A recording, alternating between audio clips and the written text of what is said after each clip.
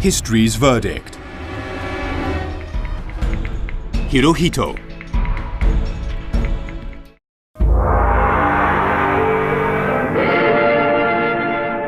On the 6th of September 1941, a controversial figure made a typically enigmatic contribution to a momentous meeting. Emperor Hirohito of Japan was attending an imperial conference. Despite the grandiose name, these meetings were formalities in which politicians and generals announced major decisions they'd already taken. Under Japan's constitution, simply informing the silent emperor of a decision gave it instant legal validity. They were telling him now of their bold strategy to go to war against the United States and the British and Dutch empires for mastery of Asia and the Pacific. They knew this drastic plan would lead to countless deaths and an uncertain fate for Japan. Yamamoto, commander of the Imperial Combined Fleet and one of the architects of the plan, had already warned the Prime Minister of the risks. "If you insist on my going ahead, I can promise to give them hell for a year or a year and a half, but I can guarantee nothing after that." Despite the dangers of this huge gamble, the men present were unanimous that war against the Western powers was necessary and inevitable. As always, they expected their emperor to remain mute. Hirohito had other ideas. He stunned the assembled leaders by speaking at this event for the first time in his reign. According to Prime Minister Konoe, the cabinet ministers were struck with awe. And this unprecedented intervention was no mere interruption. The emperor went on to recite a poem, and as befits such an extraordinary individual, it was no ordinary poem.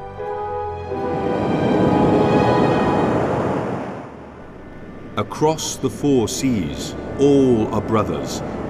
In such a world, why do the waves rage, the winds roar? It was by his already legendary grandfather, the Emperor Meiji, the founder of modern Japan. And it had been written on the eve of Japan's war against Russia in 1905.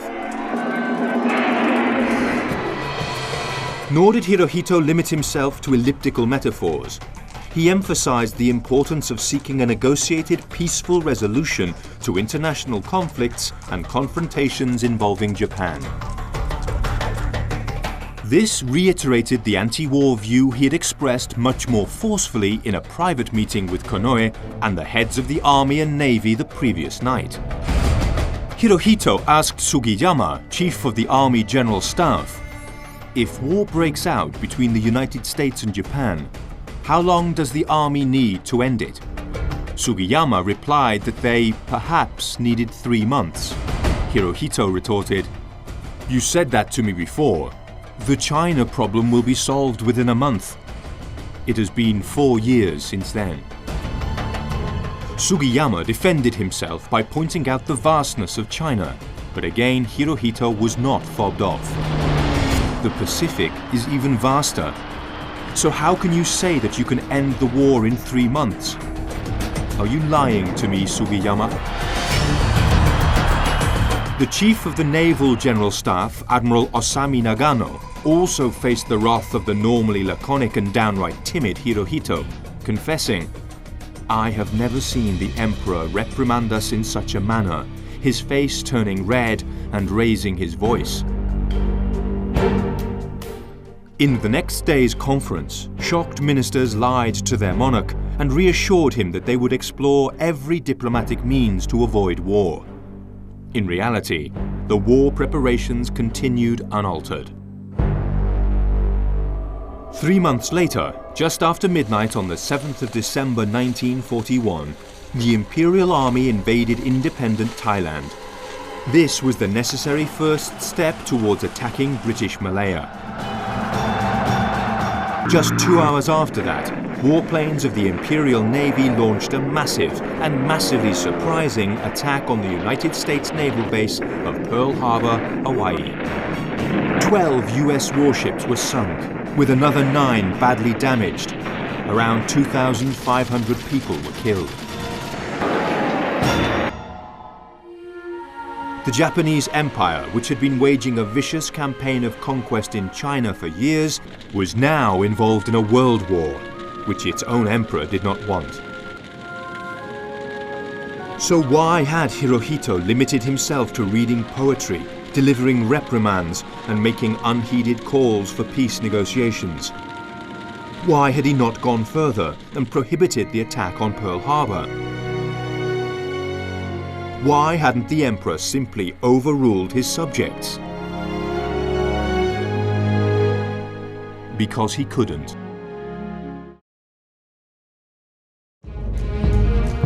Hirohito was a constitutional monarch, and he took his role as the figurehead symbolizing Japan, yet most definitely not ruling it, utterly seriously.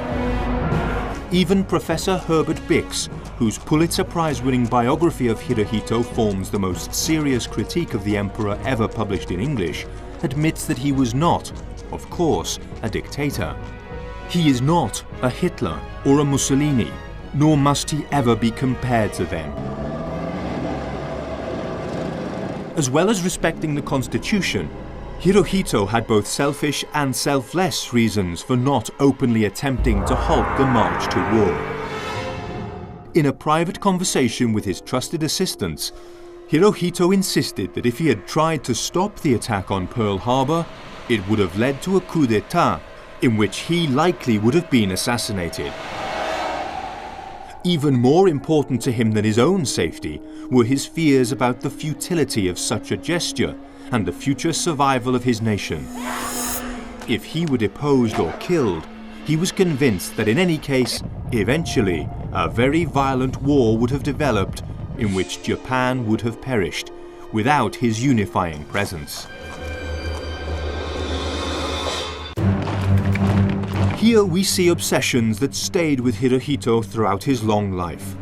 A desire for good relations with the West, the protection of his own person, his sense of duty in safeguarding Japan's destiny.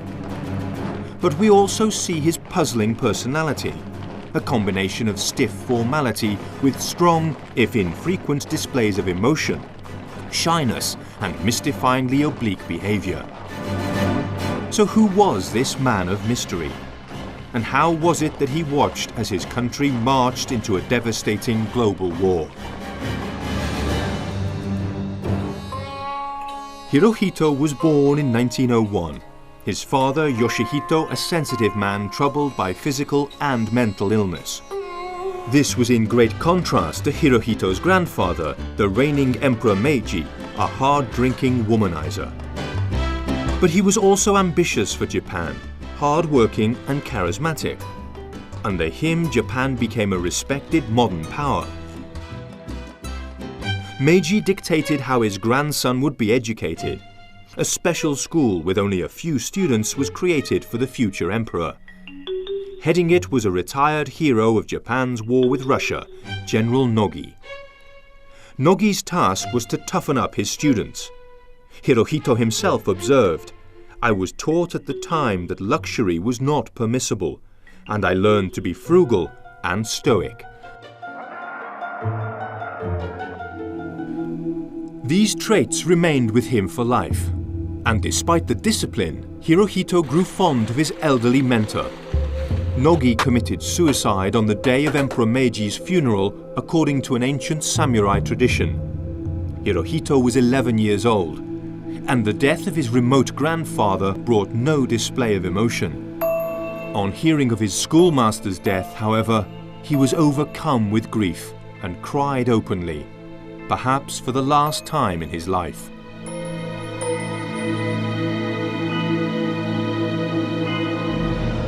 Hirohito's education continued with studies of Japanese, Chinese, and French, history, geography, art, law, economics, sports, martial arts, calligraphy, mathematics, and physics. Special emphasis was given to ethics, horsemanship, and military lectures. Hirohito loved one subject above all others, biology, developing a great passion for marine biology. In fact, he would become an acknowledged expert in this field in later life. This broad curriculum, however, was studied within a restricted environment with only a handful of other aristocratic classmates. Hirohito would receive a different form of education when he travelled abroad in 1921, the first prince in Japan's long history ever to leave the country. During his 6-month tour of Europe, he visited Italy, the Netherlands and Belgium. A tour of the Great War battlefields and cemeteries of France impressed him by revealing the horrendous possibilities of modern industrialized warfare. But it was his visit to the United Kingdom that had the greatest impact on the young prince. He enjoyed exploring British culture. He was struck by how informally and affectionately the members of the royal family mingled with their employees and citizens. These signs of fond relationships were especially important to a man who had been raised in the vast and secluded imperial compound. Another Pulitzer Prize winner, Professor John Dower of MIT, remarked that even Hirohito's personal servants' ungloved hands were never allowed to touch him. The effect on the boy was pitiful. He had literally been devoid of ordinary human contact. Hirohito observed that King George had treated me like his own son. For someone who had barely been in the presence of his own parents and grandparents, this was a revelation. He also learned how an ancient monarchy could also be reconciled with a stable democracy, and how members of a royal family could lead happy and varied lives. All of this prompted him to recall, "I discovered freedom for the first time in England." The personal success of Hirohito's visit to England, however, heightened the contrast with the political failure of the trip. The Japanese Prime Minister had hoped it would cement relations between the two nations, which had been allies in the First World War. Instead, the British allowed the alliance to expire in 1923. To the leaders of Japan, this was one of several key signs that their friendship was not wanted by the West. It followed the rejection of Japan's proposal for racial equality to be enshrined in the Covenant of the League of Nations. Although a majority of member states voted in favour, the USA and Britain opposed the Japanese motion, and President Woodrow Wilson himself, in his role as chairman, quashed it. The American government worsened this affront in 1924 by introducing the Exclusion Act, which banned Japanese immigrants from entering the United States.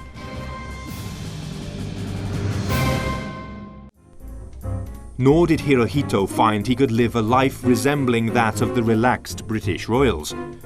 In 1923, Daisuke Namba, a communist, had attempted to assassinate him. This contributed to Hirohito's lifelong fear that communism was a grave threat to him and his nation. On Christmas Day 1926, Hirohito became emperor following the death of his father. A new imperial age, the Showa era, meaning enlightened peace, was proclaimed. Showa also became the emperor's official name, and is the name by which he is now known in Japan. Many commentators remark on what they see as the irony of this title, given the millions who died in China, Japan and the rest of Asia in the 20 years following his coronation. Yet at first, the glorious promise of this name seemed to come true. In the first years of his reign, Japan prospered, thanks to modernization, industrialization and international trade. In parallel, Japanese civilian society was flourishing too.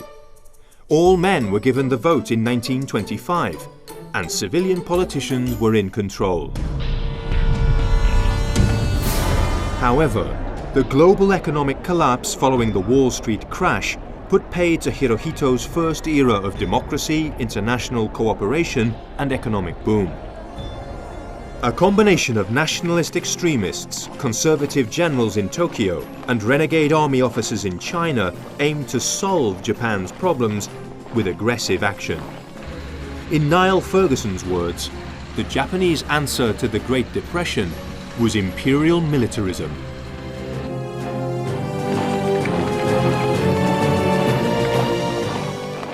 In 1931, Japanese army units, acting without either the emperor's or the civilian government's knowledge, let alone approval, exploded a bomb in Japanese-held territory in Manchuria. The incident was blamed on Chinese bandits and provided the army with the excuse to attack and occupy Manchuria, an enormous resource-rich area.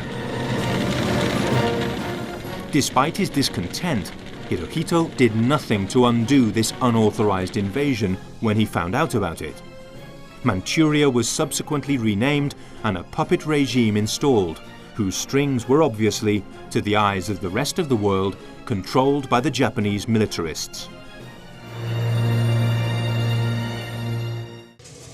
On January the 9th, 1932, a Korean nationalist almost came close to killing Hirohito with a grenade in Tokyo.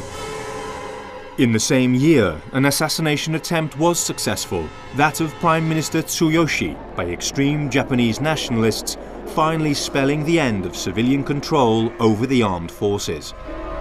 The military now began to have increasing influence over both public life and policy making.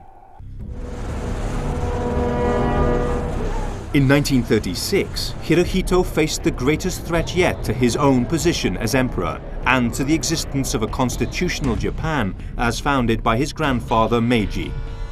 On this occasion, however, he did respond, and he did so with a level of determination not hitherto witnessed by those around him.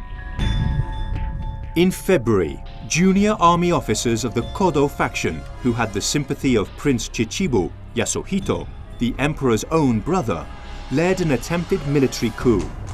Their violent attempt to seize power and install a fascist-style regime saw several prominent officers and government officials assassinated. The emperor immediately ordered the army minister to crush the revolt. But the rebels had many prominent sympathizers in positions of power. So when Hirohito heard, the next day, that progress on suppressing the rebels was slow, he made an utterly unprecedented announcement for any Japanese emperor, let alone one so quiet and seemingly passive. I, myself, will personally lead the Konoe Imperial Guards Division and crush them. His astonishing decisiveness meant he did not need to act. The rebellion was put down ruthlessly by loyal officers on February the 29th, and the ringleaders were executed. Hirohito claimed after the Second World War that this had essentially been his only direct intervention in Japanese politics. He insisted he had been forced to act in such a forceful and autocratic manner as he believed Japanese society was in grave and imminent danger. It also ended Japan's closest flirtation with what is known as fascism from below.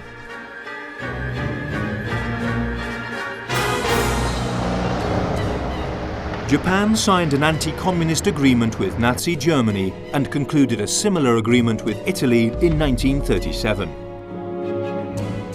Its subsequent alliance with Hitler's Germany and Mussolini's Italy in World War II is so strongly embedded in the modern consciousness that it may seem strange to point out that Japan never even remotely resembled a fascist state.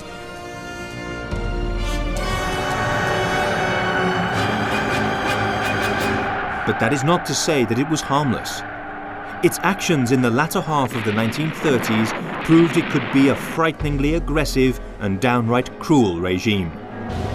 In fact, some of the despicable acts in mainland Asia were so vile that they foreshadowed, or perhaps helped inspire, the later horrors of the Holocaust and German atrocities in Eastern Europe.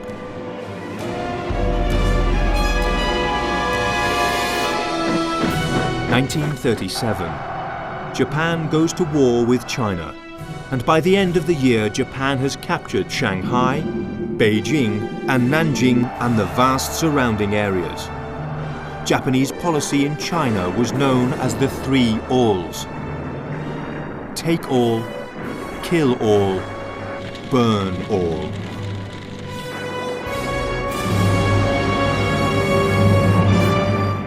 The Japanese army approaching Nanking, then capital of Chiang Kai-shek's nationalist China, was issued with a secret order: kill all captives.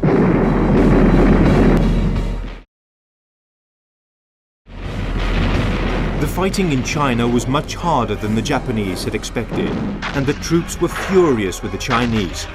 So Japanese leaders, it seems, decided to make an example of Nanking, in part to terrorize the Chinese population. Chiang and his army had fled the city some time before, leaving 500,000 essentially undefended civilian inhabitants to the mercy of 30,000 well-armed, well-trained, battle-hardened and vengeful Japanese soldiers. It has been estimated that the army murdered over 250,000 civilians in Nanking. It was quite literally an orgy of destruction, arson, vandalism and demolition, with countless women raped and gang-raped, sexually mutilated and murdered. The Japanese army treated the Chinese as subhumans, with one senior officer telling a shocked journalist that the Chinese were not human beings but swine. We can do anything to such creatures.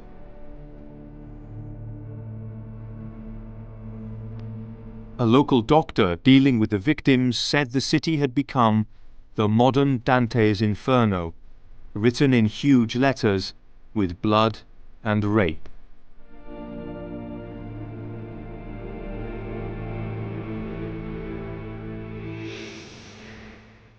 Professor Carol Gluck, one of the foremost living experts on Hirohito, said of his connection to the war crimes in China, "Did he know the details? No. Did he order it? No. But he knew enough about the atrocities there for us to say that these atrocities happened when he was head of state."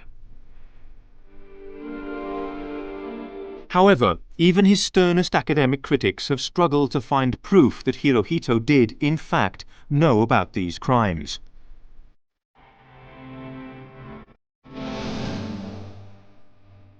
Hirohito was neither naive nor stupid, and he knew his advisors kept many secrets from him. Unfortunately, the method he used to gain his own independent sources of information about Japanese actions in China was equally untrustworthy. He turned to his family.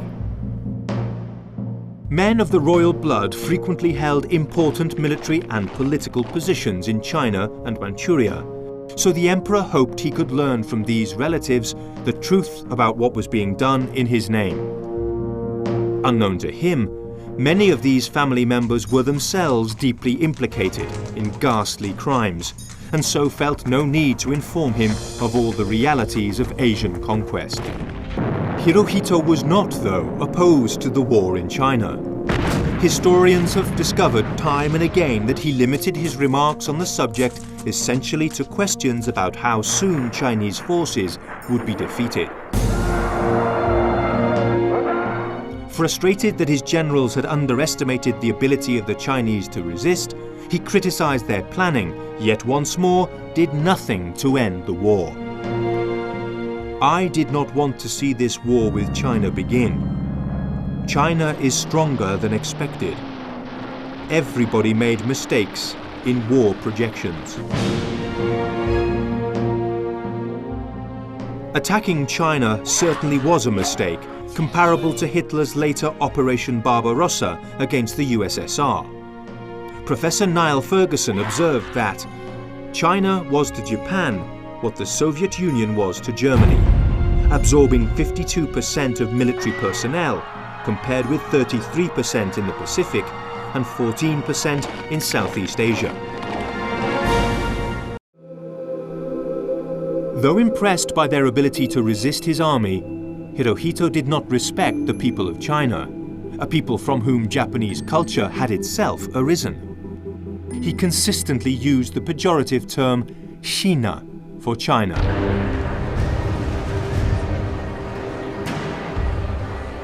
Unpleasant though these views were, they are far from implicating him as a war criminal. They were, in fact, surprisingly similar to the way many now respected Western leaders would talk about the Japanese or Chinese themselves. His closest advisor during the period of the wars, Lord Keeper of the Privy Seal Kido Koichi, told a colleague in 1939, "The Emperor is a scientist and very much a liberal, as well as a man of peace." Koichi was himself sentenced to life imprisonment for war crimes, and he did not mean this opinion to be taken as a compliment. Instead, he wanted to lure Hirohito closer to right-wing and militaristic elements within the government in order to avoid the threat of another coup. International conflict soon became of great interest to those very advocates of aggression. The fall of France to Nazi Germany in 1940 inspired the Japanese move to occupy French Indochina. It was the first time the Japanese had moved openly against a Western power. It would not be the last. Prime Minister Konoe now began to refer to the vast area ruled or influenced by Japan as the Greater East Asian Co-Prosperity Sphere. However, and as with the remarkably similar Nazi euphemisms, this phrase hid an unpleasant reality. The whole of Asia, including Australia and New Zealand, would have to submit to Japanese political and financial rule. This would be administered by some 12 million settlers, the phrase referring to the people who would be the master people in Asia. Of course, they would also occupy the most valuable territories for themselves, from which many millions of people would be forcibly expelled. The Greater East Asian Co-Prosperity Sphere would also force people to speak Japanese and even use the Japanese calendar. In June 1941, Foreign Minister Matsuoka was ousted for suggesting Japan support the Nazi attack on the USSR. Hirohito had long been wary of the communist state, yet had no wish to go to war with it. Most of his generals now shared their emperor's reluctance, especially since their forces had lost so humiliatingly to the Red Army in a series of border clashes in 1939. Despite his pro-German stance, Matsuoka was also very sympathetic to the Jewish cause. He was a prime mover of the extraordinary Fugu plan. This was a strategy to use Jewish skill to strengthen the economy of Manchuria. Even after losing office, Matsuoka was instrumental in preventing a German attempt to exterminate the 18,000 Jews in Shanghai and providing a safe haven in Asia for 5,000 European Jews who had managed to flee east from Nazi-occupied Europe. Many arrived thanks to visas issued by a sympathetic Japanese diplomat.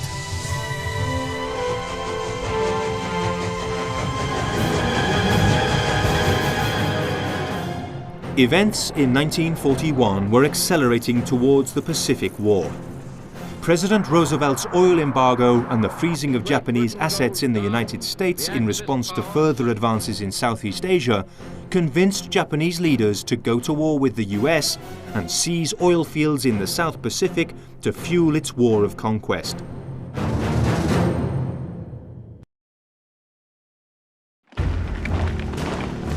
We have seen how Hirohito expressed immense reservations about war with the West.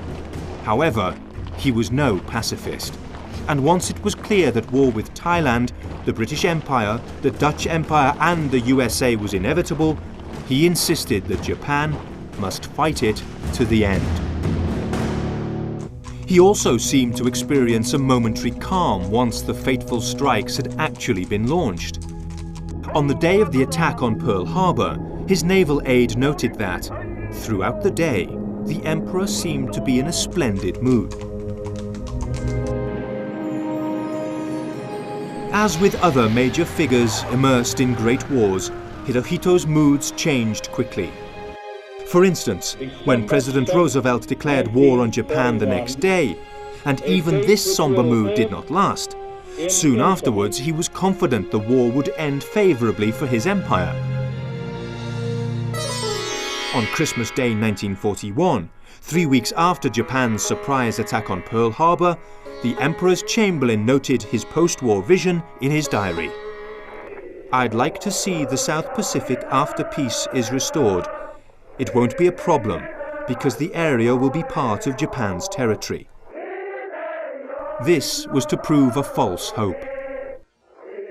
In a grim parallel to Japan's ruthlessness in China and Hirohito's own sense of superiority over the Chinese, a combination of righteous American wrath and racism sought implacable revenge on the Japanese.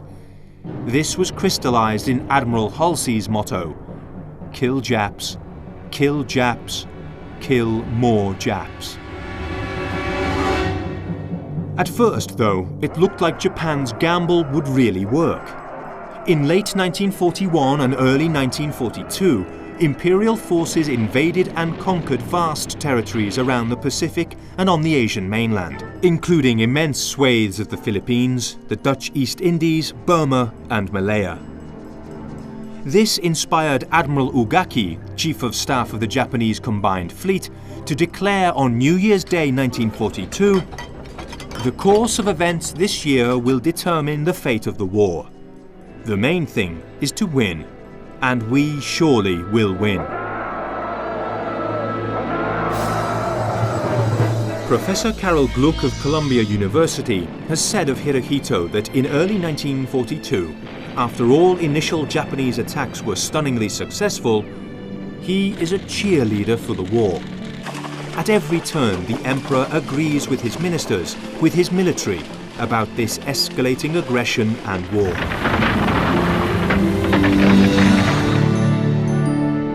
Hirohito's own words in private at this time strongly suggest that the reality was rather more complicated.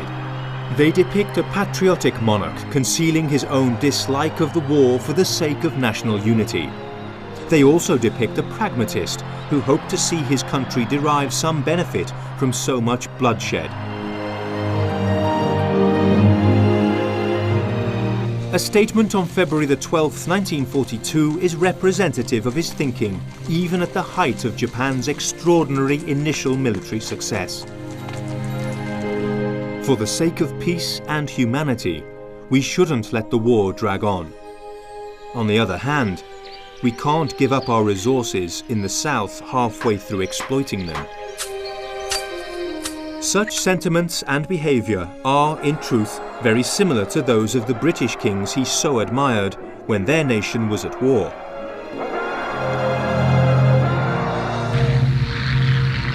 Two great battles changed the course of the Pacific War that year. The first was the Battle of the Coral Sea in early May 1942, where the Americans finally halted Japanese expansion in the Pacific. The Japanese objective had been to capture and hold Port Moresby in New Guinea. They would then threaten Australia, which had become MacArthur's base after his withdrawal from the Philippines. Almost exactly 1 month later came an even bigger US victory at Midway. As befits its name, this battle was the turning point of the entire Pacific War. Midway, the westernmost of the Hawaiian Islands, was a key strategic site that the Japanese Imperial Navy wished to seize in order to control the Pacific sea lanes and threaten Hawaii. Ultimately, they hoped to use it to launch significant attacks on the west coast of the USA.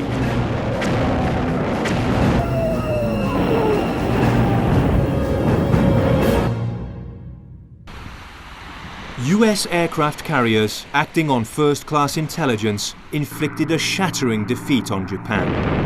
Not only were its finest naval forces beaten, but the ships, sailors, planes, and especially pilots lost could never be recovered. The Japanese admirals, who had always been far less keen on war with the United States than their counterparts among army generals, were now convinced that the great gamble had failed. They knew they could not win this war.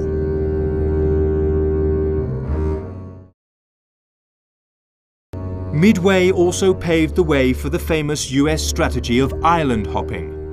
uncoordinated amphibious attacks that often bypassed the most heavily defended Japanese positions, cut supply lines, frequently took the Japanese by surprise.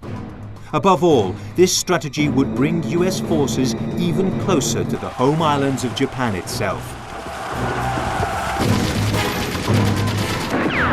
And the Japanese commanders were finding that despite the astonishing skill, endurance, ruthlessness and downright bravery of their men, modern warfare involved so much more. And the United States had so much more.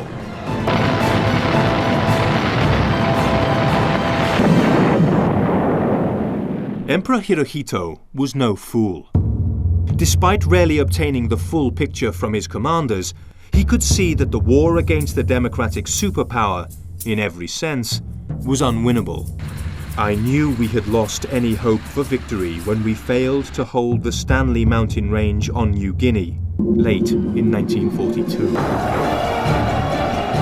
Unfortunately, this realism and honesty did not, at first, encourage him to work for a quick end to the war. Instead, his ambition was to save face before suing for peace. I hoped to give the enemy one good bashing somewhere, then seize a chance for peace. Yet I didn't want to ask for peace before Germany did, because then we would lose trust in the international community. Hirohito never would see his forces deliver that one good bashing. In the autumn of 1944, he hoped to deliver it at Leyte, but Japan lost there too. And the long war in the vastness of China was going equally badly. Professor Bob Tadashi Wakabayashi blames the emperor himself for failing to put an end to it. The war situation pleaded for a settlement with Chiang in September 1944. Then, Japanese troops in China could have been redeployed en masse to the Pacific, where they were desperately needed.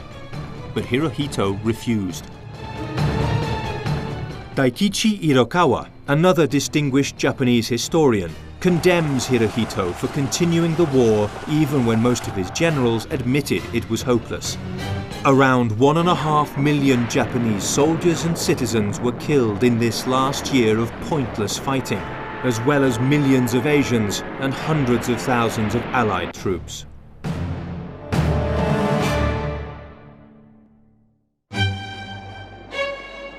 To absolve the emperor of all responsibility for the war because of his decision to end it is to ignore the facts. Hirohito had the absolute support of the Japanese people, but did not use the people's power. Instead, he was manipulated by a small group of militarists and bureaucrats. The hellish Battle of Saipan in June and July of 1944 created several fearful new precedents. It brought American bombers within range of Japan itself.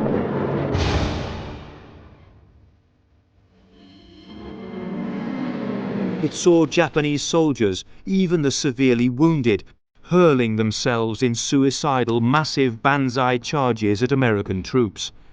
And most ominously of all, it saw Japanese civilians fighting like soldiers and committing suicide in huge numbers rather than face defeat.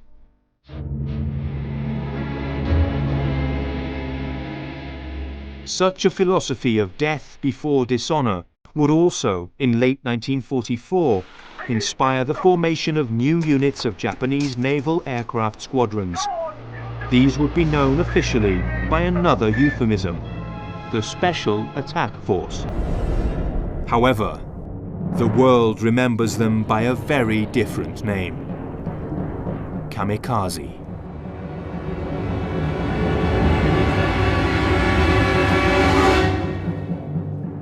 Saburo Sakai, one of the greatest Japanese aviation aces of the Second World War, refused to accept an order to sacrifice himself in just such a mission.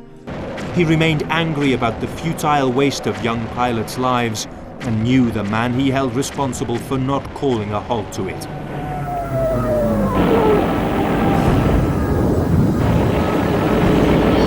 Emperor Emperor Hirohito must have realized it.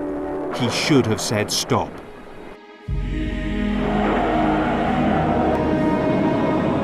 By February the 14th, 1945, Japan's future was appallingly bleak.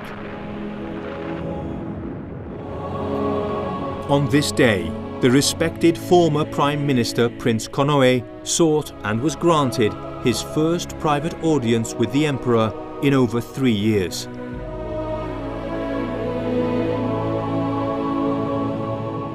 Fumimaro urged Hirohito to act decisively to suppress the fanatical elements in the army and end the war. Konoe argued that imperial rule could survive defeat and surrender, but not through the communist revolution he believed was imminent. Hirohito shared this fear of communist revolt and had, of course, never wanted the war. Yet he still found himself unable to trust American intentions, and he still wished for one final, fleeting victory.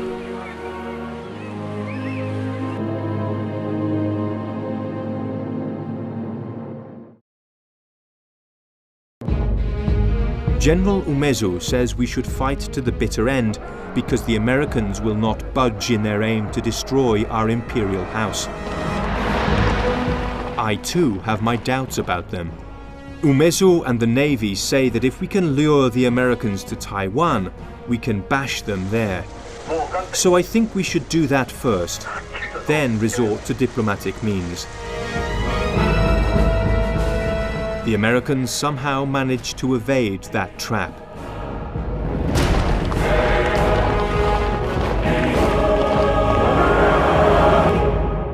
Yet still, Hirohito made no active moves to work for an end to the war.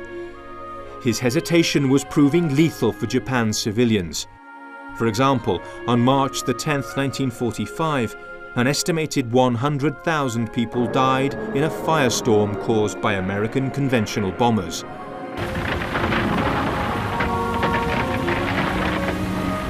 Hirohito was now convinced that Okinawa would be our last decisive battle. If we lost there, unconditional surrender would be unavoidable.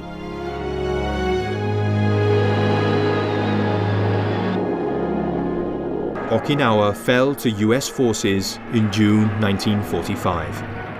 But, as Hirohito recalled, one shred of hope remained: to bash them at Unending in conjunction with operations in Burma. If we did that, we could deal a very telling blow to Britain and America.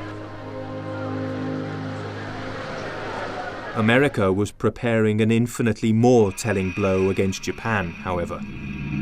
The new president, Harry Truman, had been told of the successful test of the first ever atomic weapon. On July the 25th, he wrote in his diary, "We have discovered the most terrible bomb in the history of the world. This weapon is to be used against Japan." Truman's desire for revenge and a quick end to the war still did not drive him to destroy the center of Japanese life. This was a decision that would save Hirohito's life. The emperor had never left the imperial compound in Tokyo, despite the fact that conventional bombing was devastating the city. He wished to share his people's suffering. Truman inadvertently spared Hirohito from that when he wrote in the same diary entry, "Even if the Japs are savages, ruthless, merciless and fanatic, we as the leader of the world for the common welfare cannot drop this terrible bomb on the old capital or the new."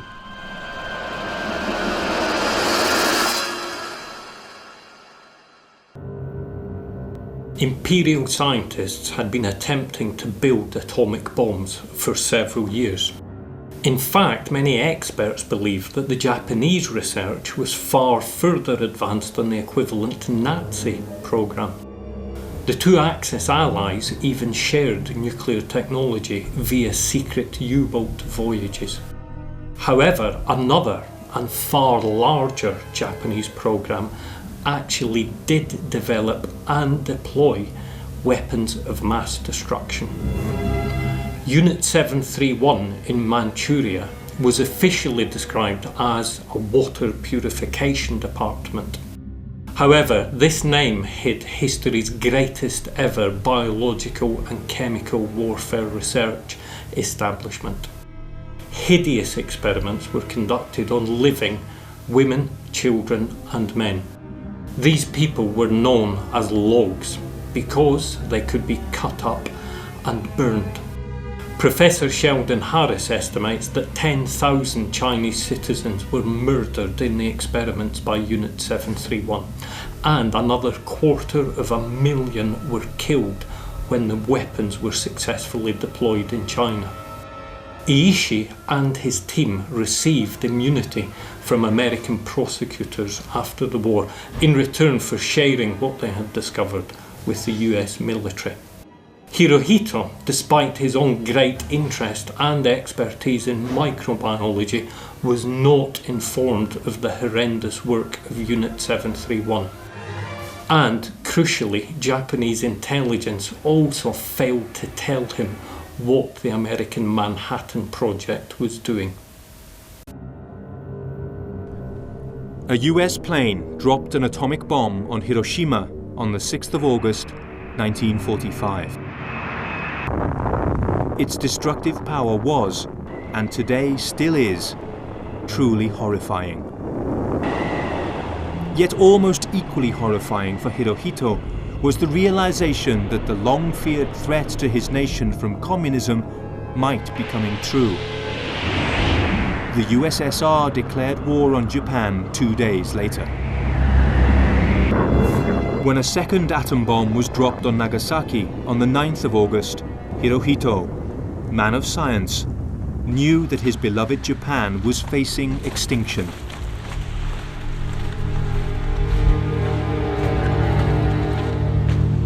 As with the attempted coup of 1936, the emperor himself acted to save his nation. It was Hirohito's own idea to break with precedent and address the nation by radio. On August the 15th, a recording of the emperor's surrender speech was broadcast over the radio. He could not deliver the speech live because extremists in the army, hearing that surrender was imminent, attempted another coup d'etat. Unlike the would-be fascists of 1936, however, these men launched an attack on the imperial palace itself. Hirohito and his staff had foreseen this possibility and had carefully hidden the recording so it could be broadcast even if the emperor were assassinated. The coup was quickly suppressed on Hirohito's own order. It was actually the first time the emperor's rather high-pitched voice had ever been heard by his people. This historic broadcast is known as the dual voice broadcast. The archaic, courtly form of the language used by the emperor was so unfamiliar to the vast majority of his listeners that they could barely understand a fraction of what he was saying. However, the main message was clear. Whilst avoiding the word, the emperor was, indeed, announcing Japan's surrender. However, he was also implicitly rejecting suicide as the answer to the humiliation of defeat. Instead, his stoicism and sense of responsibility were encapsulated in a famous phrase. We have resolved to pave the way for a grand peace for all the generations to come by enduring the unendurable and bearing the unbearable.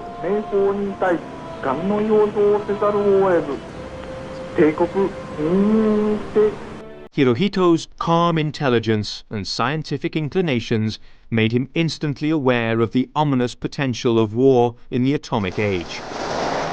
Should we continue to fight, not only would it result in an ultimate collapse and obliteration of the Japanese nation, but also it would lead to the total extinction of human civilization. And real measures had been taken in Japan to ensure an invasion of the home islands would trigger an apocalypse. Die-hard military leaders had adopted the propaganda slogan, 100 million will die together. General Terauchi issued secret orders to execute all remaining 400,000 Allied prisoners of war as soon as an invasion was imminent. Even 4 days after the horrendous bombing of Nagasaki, Admiral Onishi stated, "If we are prepared to sacrifice 20 million Japanese lives, victory will be ours."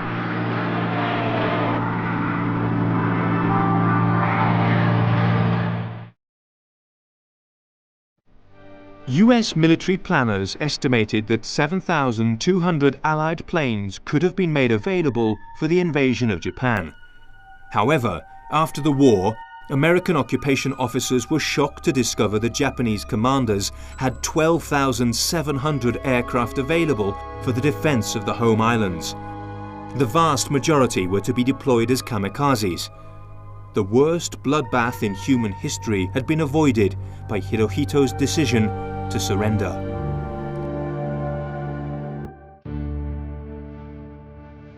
Japan was placed under a US military government led by General Douglas MacArthur, who, in one distinguished historian's words, fancied himself as the blue-eyed shogun. The general summoned the emperor to a meeting, famously immortalized in the photograph showing the soldier in uniform towering over the monarch in his mourning dress. A New York Times reporter and Bowers, one of MacArthur's assistants, both noted separately that even the personally courageous Hirohito was tense and trembling before his first meeting with MacArthur. However, the meeting went so well that the emperor was visibly relaxed afterwards. In fact, MacArthur admitted he took an instant liking to the emperor. The American commander had, anyway, already determined to treat Hirohito magnanimously in order to push the Japanese people towards stability and democracy and avoid communist revolution. Brigadier General Elliot, responsible for Hirohito's safety during the occupation and a close advisor to MacArthur, said, "The religion was gone, the government was gone, and he was the only symbol of control. Now, I know he had his hand in the cookie jar, and he wasn't any innocent little child, but he was of great use to us, and that was the basis on which I recommended to the old man, MacArthur, that we keep him." MacArthur was not the only person desperate to see Japan become a tranquil modern democracy. Hirohito himself had harbored just such a dream since his visit to Britain 25 years earlier.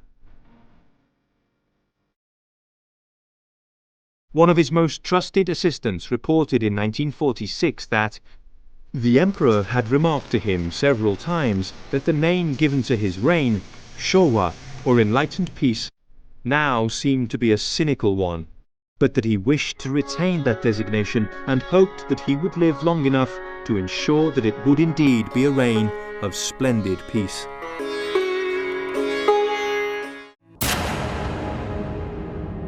To help guarantee this, all Japanese military and naval forces were disbanded. A list of war criminals was also drawn up, and those implicated were arrested. In a decision that still divides opinion, one important figure was missing from that list: Emperor Hirohito himself. The most important individual included in the list was former Prime Minister Tojo. Rather than face trial, Tojo wished to take his own life. His suicide attempt failed when he shot himself in the chest, but missed his heart. A young American GI donated blood so that the general would live to stand trial for his war crimes. He was also given new false teeth for the trial, made for him by American dentists, who inscribed them in Morse code with the message, "Remember Pearl Harbor." Tojo was found guilty of war crimes and was executed in 1948. 1946, the first year of Japan's new era, and Hirohito had a surprise for his people. On the 1st of January, the emperor repudiated the quasi-divine status of Japan's rulers that had only become a popular Shinto belief during the war. At the same time, he also openly rejected any notion of racial supremacy. The ties between the US and our people have always stood on mutual trust and affection. They do not depend on mere legends and myths. They are not predicated on the false conception that the emperor is divine and that the Japanese people are superior to other races and fated to rule the world.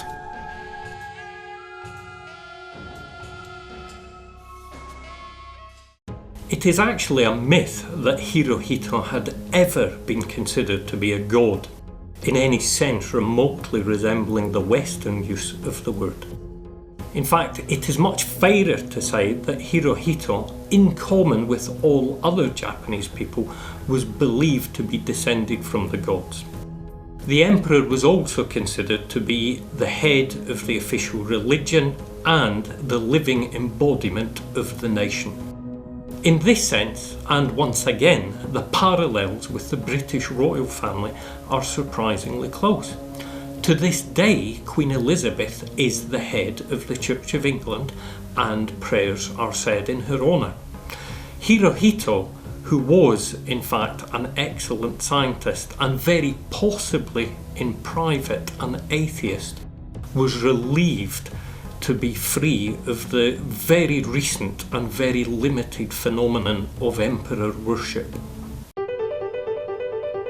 This renunciation was made even easier for Hirohito by the fact that, since a very early age, he had acknowledged in private that he considered such beliefs to be illogical and that science offered the best hope for the world.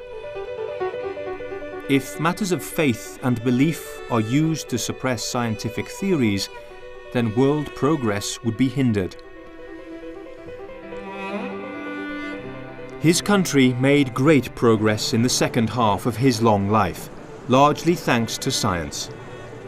His dream of seeing a prosperous, modern, peaceful Japan came true, though he himself remained a controversial figure for many. In 1989, during the last few weeks of his life, on life support but dying of terminal cancer, the nation was given virtually hourly updates on Hirohito's temperature, blood pressure, and other vital signs, ironically appropriate for the world's most famous amateur biologist. His death saw all of the controversies about him reignite, both in Japan and worldwide. British tabloid newspapers were typically polemical, with such headlines as "Hell's waiting for this truly evil emperor," or "The sinking son of evil." But the opposite reactions also occurred.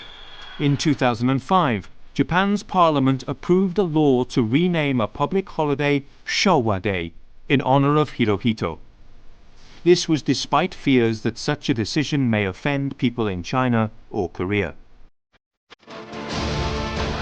Professor Stephen Large best sums up history's verdict on the emperor.